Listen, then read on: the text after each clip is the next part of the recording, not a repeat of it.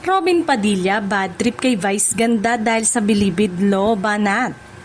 Umiinit na naman ang usapin sa pagitan ni Senator Robin Padilla at Vice Ganda matapos muling pag-usapan online ang naging banat ng komedyante tungkol sa senador at sa batas na may kaugnayan sa bilibid. Ayon sa mga netizen, posibleng hindi naging maganda ang dating kay Robin ng naturang pahayag ni Vice, lalo na't tumama ito sa isang sensitibong usapin na may kinalaman sa mga batas at pamamahala sa loob ng bilibid. Dahil dito, may ilang taga-suporta ng senador na nagkomento na baka bad trip na umano si Robin kay Vice.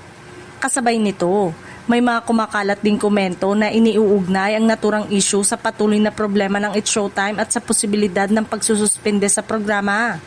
Ngunit hanggang ngayon, wala namang kumpirmadong pahayag si Robin mismo ang nag-utos o direktang nagpasimula ng anumang suspension laban sa programa. Kaya naman hati ang opinyon ng mga netizen. May ilan na naniniwalang maaaring personal na tinamaan si Robin sa banat ni Vice, habang ang iba naman ay nagsasabing maaaring magkahiwalay ang dalawang usapin at hindi dapat agad pagdugtungin.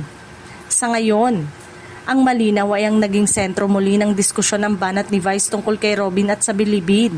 Kung may magiging tugon man ang senador, tiyak na marami ang maghihintay kung papatulan niya ito o pipiliing manahimik.